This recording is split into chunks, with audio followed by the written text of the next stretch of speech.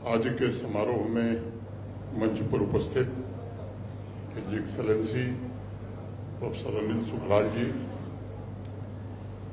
राज्यसभा के सम्मानित सदस्य संगीता बलवन जी, कार्यक्रम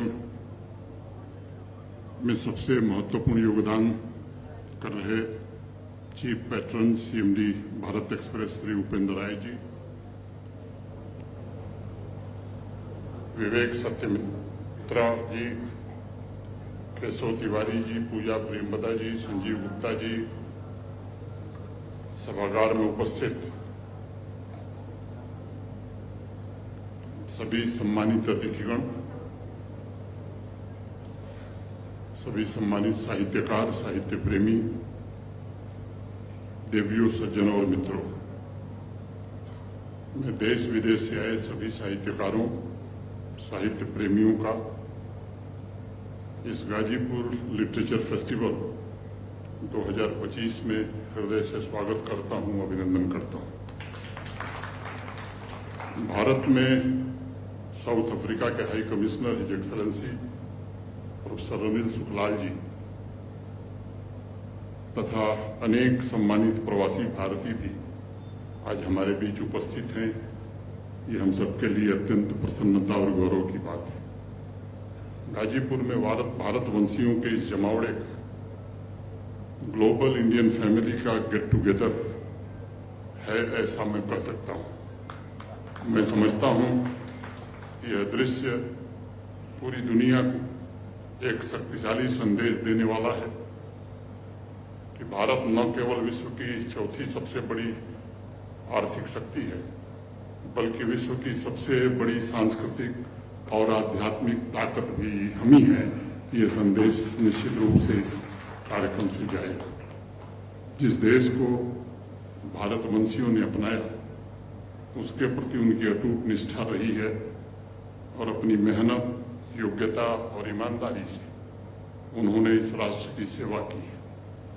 इसलिए पूरी दुनिया में प्रवासी भारतीयों का सम्मान और उन्हें आदर विशेष रूप से दिया जाता है। सेवा, संस्कार, अध्यात्म और सैकड़ों वर्ष पहले साहित्य की समृद्ध परंपरा को जीवंत रखते हुए भारतवंशियों ने south Africa, Guyana, Fiji, Mauritius, Trinidad, Suriname जैसे दुनिया के अनेक देशों में चुनौतियों और बाधाओं को पार करते हुए 1834 से 1917 के बीच गाजीपुर, पूर्वी उत्तर प्रदेश और उत्तर प्रदेश के अन्य जनपदों तथा बिहार और दक्षिण भारत से लाखों लोग सिर्फ अपनी परंपरा की गठरी लेकर अनजान जगहों पर पहुंचे थे।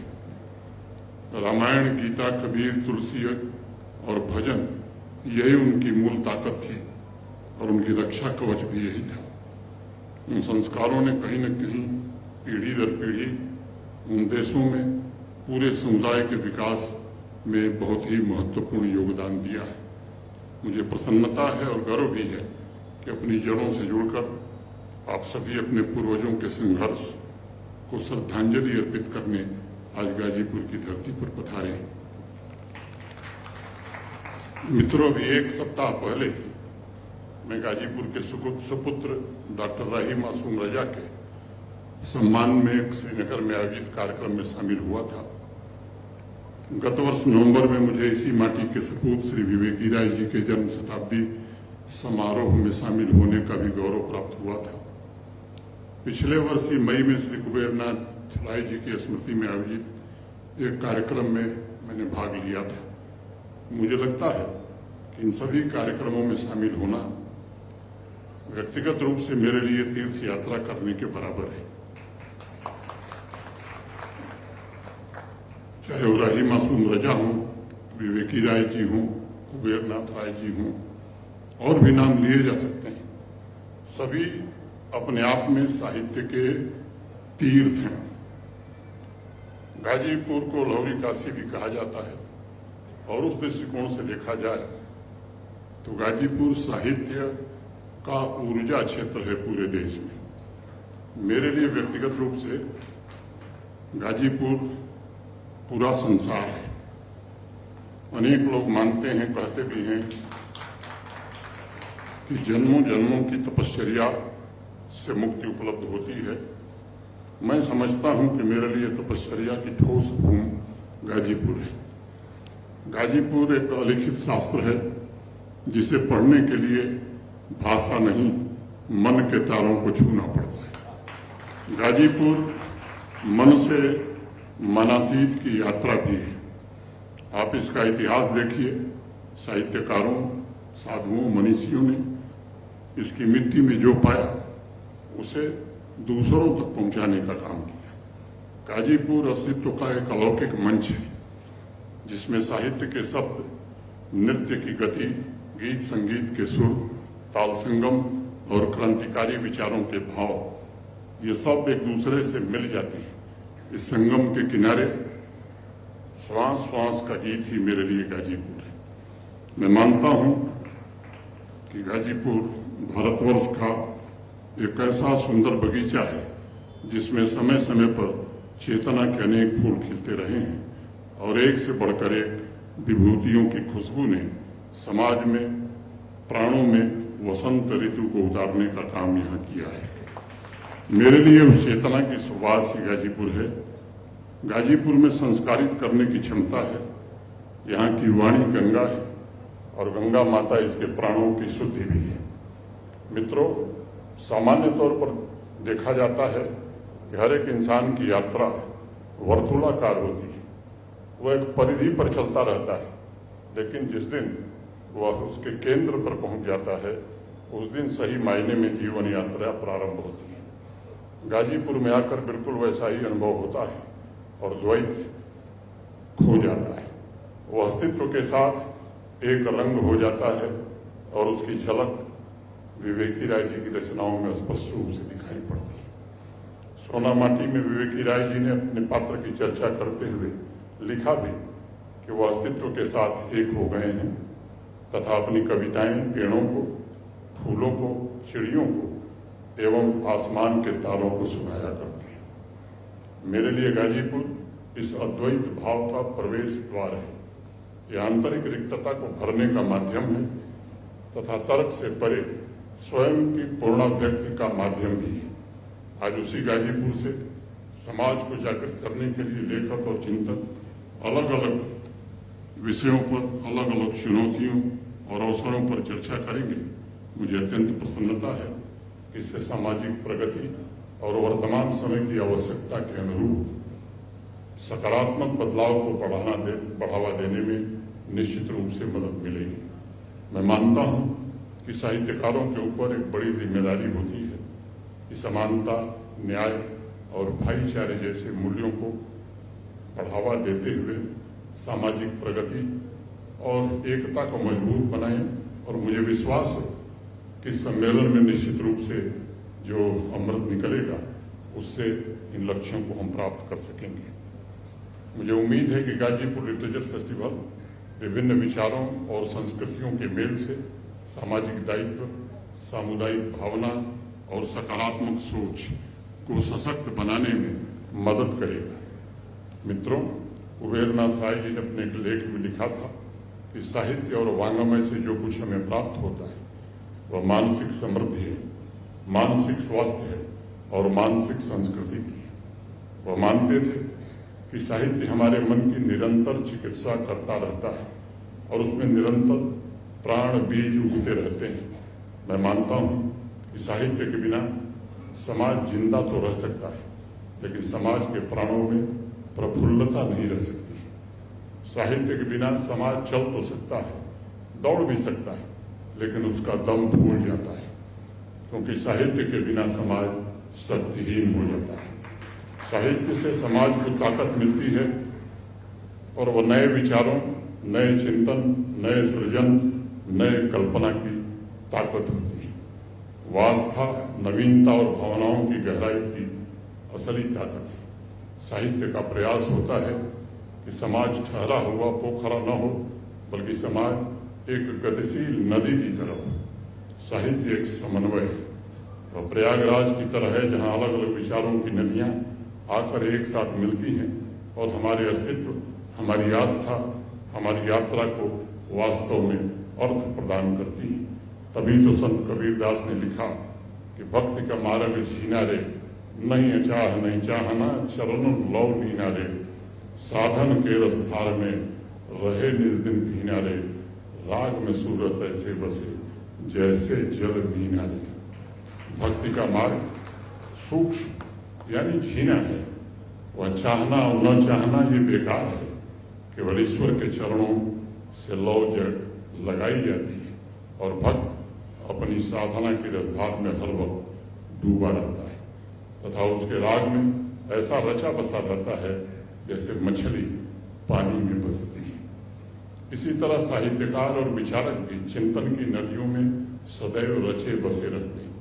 भक्ति की तरह साहित्य साधना का भी मार्ग अत्यंत सूक्ष्म और जिससे साहित्यकार को सत्य को उजागर कर पाते हैं और समाज की समझ को बढ़ावा देते हैं। इतिहास गवाह है, समाज के सामने समय समय पर अनेक चुनौतियां और जटिलताएं भी हैं जिनका सामना करने के लिए साहित्यकार और विचारक नए दृष्टिकोण पैदा करते रहे हैं तथा नए मानदंड भी तैयार करते रहे हैं। हमारे ऋषि मुनियों ने तो ऋग्वेद में कहा भी कि हृदय पश्यन्ति मनसा विपस्थिता, अर्थात ज्ञानी जन मन और हृदय से इन तीनों से देखते हैं। मैं मानता हूँ इसके पीछे शायद सबसे बड़ा लक्ष्य रखा गया होगा कि विचारक एवं लेखक की संस्कृति, ये विचारक और लेखक संस्कृति को आकार दें तथा समाज में आपसी संवाद की प्रेरणा लोगों को प्रदान करें। लेखक मन और हृदय की आंखों से देख कर ही सत्य जैसा है उसे ज्यों का त्यों और उसी तरह समाज के सामने वो रखता है। मैं समझता हूँ कि समावेशी विकास के दृष्टिकोण से भी उनका प्रयास होता है कि सत्य, संस्कृति और संवाद ये तीनों मिलकर प्रगति को नई गति प्रदान कर सकें। साहित्य की अलग अलग विधाओं, कहानी, कविता, शायरी, निबंध, इन सभी का उद्देश्य एक ऐसा असीम कैनवस तैयार करता है जिसमें राष्ट्र के अनुभव को समेटा जा सकता है और समाज की सांस्कृतिक स्मृति को संरक्षित करते हुए उसका प्रसार भी किया जा सकता है। गुरुदेव रविन्द्रनाथ टैगोर ने लिखा भी कि कवि आपन पार गाने जतो कथा कहे, नाना जने लहे तार नाना अर्थ कानी, तोमा पाने धाय तार शेष अर्थ खानी। अर्थात कवि अपने गीतों में जितनी बातें कहता है नाना जन और उसके नाना अर्थ ग्रहण करते हैं, किंतु उसका अंतिम अर्थ तो तुम्हारी ओर धावित होता है। सांस्कृतिक स्मृति को संरक्षित रखते हुए साहित्यकारों, विचारकों के सामने एक बहुत बड़ी जिम्मेदारी भी है कि उसमें साझा समझ कैसे शामिल हो ताकि हमारी परंपरा और चिंतनशील बन सके। संत तुलसीदास ने भी लिखा कि राम राज बैठे त्रिलोका, हर्षित भये गए सब शोका, बैर उनकर काभूषण कोई, राम प्रताप विषमता खोई। तुलसीदास जी ने समानता के आदर्श को स्थापित करते हुए ये बात कही थी कि श्री राम के राज्याभिषेक पर तीनों लोग प्रसन्न थे और सभी दुख समाप्त हो गए थे, मिट गए थे।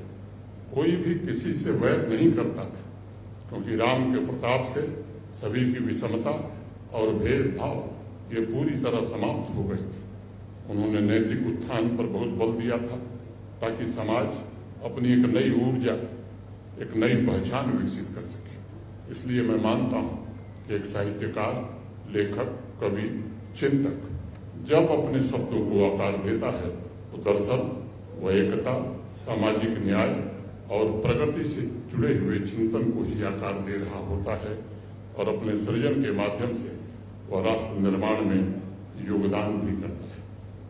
विवेकी राय जी ने 1956 में किसानों का देश एक पुस्तक लिखी थी। ग्रामीण जीवन पर इससे बेहतर पुस्तक दूसरी खोजनी बड़ी मुश्किल है। तमाम चुनौतियों को स्वीकार करते हुए उन्होंने लिखा भी कि पतन चाहे जितना हुआ हो परंतु गांव के जवानों में अभी भी असंभव को संभव कर देने की पूरी शक्ति मौजूद है। विवेकी राय जी ने गांवों की सिधाई और सुमति की बहुत चर्चा की और अपनी सच्चरित्र, मेहनतकश और मूल्यों को अपनी लेखनी से उभारने का काम भी किया है। उन्होंने सुमति को बढ़ावा देने की बात कही, क्योंकि सुमति ही सच्चे सुख का मार्ग प्रशस्त करती है। मैं समझता हूँ इसमें भी साहित्यकार का योगदान सबसे ऊपर होता है। सुमति, सद्बुद्धि, सम्मति इस सबके लिए आवश्यक है कि समाज में साहित्य की परंपरा जीवंत रहे। उस जीवंतता की वजह से ही लेखक और चिंतक राष्ट्र के मूल्यों, उसके इतिहास और उसकी आकांक्षाओं को अभिव्यक्ति दे पाते हैं। मैं मानता हूं कि भारत में आज एक ऐसा सकारात्मक वातावरण तैयार हुआ है जो लेखकों और चिंतकों को निश्चित रूप से प्रेरित कर रहा है। समाज में न सिर्फ उसके गौरवशाली इतिहास से परिचित कराएं आप, बल्कि हमारे मस्तिष्क में गहरे घर कर गई गुलामी की मानसिकता से भी मुक्त कराने में आप सब योगदान दें। ये विनम्र आग्रह मैं आपसे करना चाहता हूँ। आप सब लोगों को ध्यान में होगा कि 2022 में भारत के सम्माननीय प्रधानमंत्री श्रीमान नरेंद्र मोदी जी ने 5 प्रण देशवासियों को दिए थे। पहला विकसित भारत, दूसरा गुलामी की मानसिकता से मुक्ति, तीसरा विरासत पर गर्व, चौथा एकता और एकजुटता और पांचवा नागरिकों के बीच कर्तव्य बोध।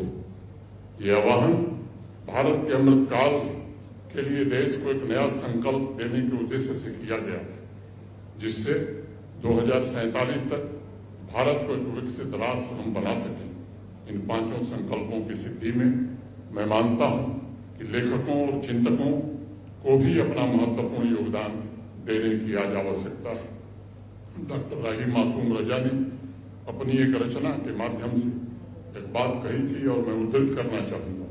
ऐसा लगता है कि हिंदुस्तान की किस्मत में हिस्ट्री, इतिहास है ही नहीं। मुझसे अंग्रेजों की लिखी हुई हिस्ट्री पढ़वाई जा रही है और पता नहीं हिंदुस्तान की हिस्ट्री कब लिखी जाएगी।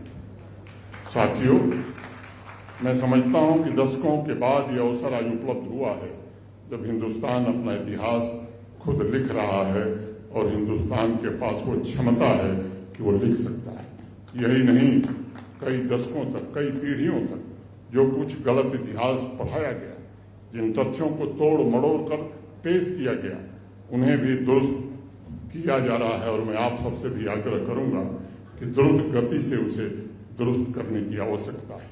यह अत्यंत आवश्यक है, क्योंकि निजी तौर पर मैं मानता हूं कि सही इतिहास राष्ट्र की प्रगति के लिए सबसे महत्वपूर्ण है।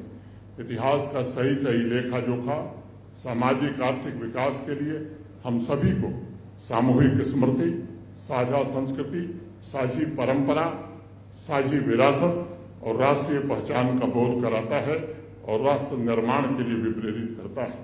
आज यहाँ गाजीपुर लिटरेचर फेस्टिवल में जो साहित्यकार, विद्वज्जन उपस्थित हैं, जो भारतवंशी उपस्थित हैं, वो इसे बेहतर समझ सकते हैं। और इसलिए मुझे इस बात की खुशी है कि पिछले कुछ वर्षों में अनेक लेखकों ने इतिहास के अलग अलग कालखंड, अलग अलग घटनाक्रम का सही विवरण प्रस्तुत करने की कोशिश की है।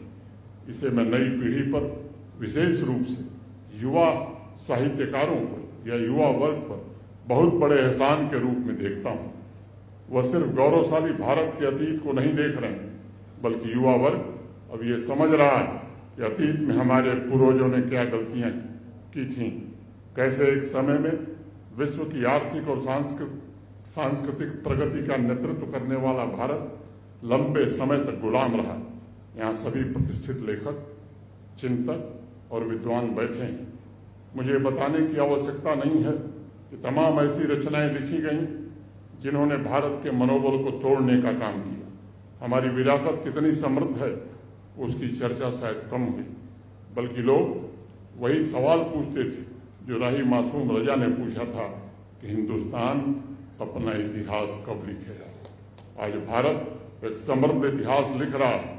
आज हम विश्व की 4थी सबसे बड़ी अर्थव्यवस्था हैं और 2 वर्षों में दुनिया की तीसरी बड़ी अर्थव्यवस्था हम बनने जा रहे हैं। भारत इनोवेशन सेक्टर में एक महाशक्ति बन के उभरा है। वर्ल्ड रैंकिंग के अनुसार भविष्य की वैश्विक अर्थव्यवस्था को आकार देने में सक्रिय सबसे पावरफुल देशों में से आज भारत एक है। आज हमारे पास विश्व का तीसरा सबसे बड़ा स्टार्टअप इकोसिस्टम है। भारत में कुल यूनिकॉर्न की संख्या 111 हो गई है। माने विश्व के हर 10वें यूनिकॉर्न में एक यूनिकॉर्न भारत में है, और जिसका टोटल वैल्यूएशन अगर मैं करूं तो $350 बिलियन है। चौथी बड़ी अर्थव्यवस्था के साथ साथ भारत दुनिया की सबसे तेज गति से बढ़ने वाली अर्थव्यवस्था भी है। भारत दुनिया का सबसे युवा देश है, जिसकी लगभग 65% जनसंख्या 35 वर्ष से कम उम्र की है। युवा उद्यमियों की भागीदारी से मध्यम वर्ग का दायरा भी बढ़ा है, और वर्तमान में कुल जनसंख्या का 31% आज हमारा मध्यम वर्ग हो गया है। आज विश्व में टैलेंट्स या यूं कहें कि स्किल्ड मैन पावर का सबसे बड़ा सप्लायर आज भारतवर्ष है, और अगले 10 वर्षों में दुनिया की टोटल वर्क फोर्स में भारत का हिस्सा मैं उम्मीद करता हूं कि 25% से ज़्यादा होने वाला है।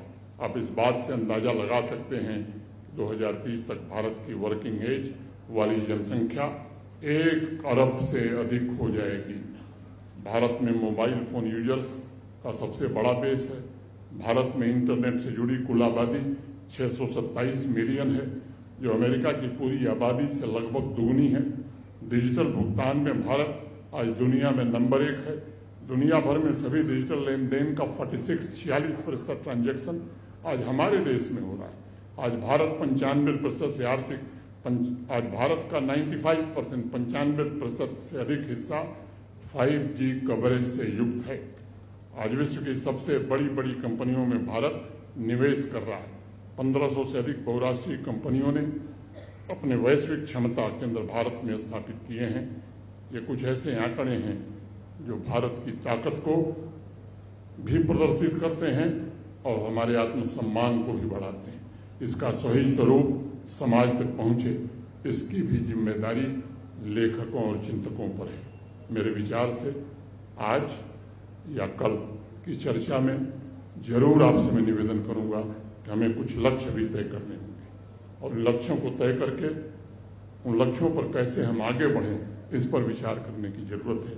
मेरे दिमाग में जो बातें आ रही हैं उनका जिक्र मैं जरूर करना चाहता हूं। मेरे विचार से 10 ऐसे महत्वपूर्ण लक्ष्य हैं जिसे तय करने की जिम्मेदारी हम सब पर है। ज्ञान और सटीक इतिहास का संरक्षण, समाज में नैतिक मूल्यों का प्रसार, सामाजिक परिवर्तन को और तेज गति से आगे बढ़ाना, अलग अलग विचारधाराओं, विविध दृष्टिकोणों के बीच एक सेतु का निर्माण करना, क्रिटिकल थिंकिंग को प्रमोट करना, साइंस और टेक्नोलॉजी के सेक्टर में हो रही प्रगति को और प्रेरित करना, एक भारत श्रेष्ठ भारत के भाव को मजबूत बनाना और साझा विरासत पर आमजन के बीच गर्व की भावना पैदा करना, व्यक्ति और समाज को नई खोज, नए विचार के द्वारा ताकतवर बनाना, भावनात्मक एकता को बढ़ावा देना तथा पारदर्शी और जन भागीदारी पर आधारित सुशासन को प्रमोट करना। मैं समझता हूं ये 10 लक्ष्य दरअसल 10 बड़ी जिम्मेदारियां विचारकों और लेखकों को योगदान से देश और विश्व अधिक जागरूक और अपने कर्तव्यों के प्रति अधिक संवेदनशील बन सकता है, ऐसा मैं मानता हूं। मैं एक बार पुनः यहाँ उपस्थित सभी महानुभावों और विशेष रूप से उन भारतवंशियों का जो बाहर से आए हैं अभिनंदन करता हूं। गाजीपुर लिटरेचर फेस्टिवल के विभिन्न सेशंस के लिए मैं अपनी हृदय से शुभकामनाएं देता हूं। इस आयोजन से जुड़े हुए सभी साथियों के प्रति भी हृदय से कृतज्ञता ज्ञापित करना चाहता हूं, जिन्होंने बड़ी मेहनत से इस कार्यक्रम का आयोजन किया है। मैं लगभग अधिकांश लोगों के नाम से परिचित हूँ, बड़े साहित्यकार हैं। अब एक का नाम लूंगा तो कई का लेना पड़ेगा, इसलिए मैं उनसे क्षमा चाहता हूँ। इस कार्यक्रम के बाद हमारे छोटे भाई संजीव गुप्ता जी की पुस्तक का एक विमोचन भी। बनारस से यहाँ आते समय सरसरी तौर पर उनकी पुस्तक मैंने देखी, पूरी तरह से पढ़ नहीं सका, लेकिन मैं कह सकता हूँ कि संजीव कुमार गुप्ता की भोजपुरी कहावतों की दुनिया मात्र कहावतों का संग्रह नहीं है। यह सांस्कृतिक संरक्षण का एक महत्वपूर्ण ग्रंथ और समकालीन सामाजिक विवेचना का एक तीक्ष्ण उदाहरण है। यह दस्तावेज पुस्तक की विशिष्ट संरचना, लोक ज्ञान के विशाल भंडार और लेखक के उस गहरे व्यक्तिगत संकल्प को भी विश्लेषित करता है, जिसके अंतर्गत उन्होंने भोजपुरी भाषा को पुनर्जीवित करने और दस्तावेजित करने का काम किया है। यह कृति लंबे समय, लगभग 12 वर्षों की साधना का परिणाम है, जिसका उद्देश्य केवल अतीत को सुरक्षित रखना नहीं, बल्कि उस कालजयी बुद्धि को वर्तमान की चुनौतियों से जोड़े रखना है। मैं संजीव गुप्ता को इस पुस्तक के लिए हृदय से बधाई और आशीर्वाद देता हूं। आप सबके प्रति हृदय से कृतज्ञता ज्ञापित करते हुए अपनी बात पूरी करता हूं। धन्यवाद। जय हिंद, जय भारत।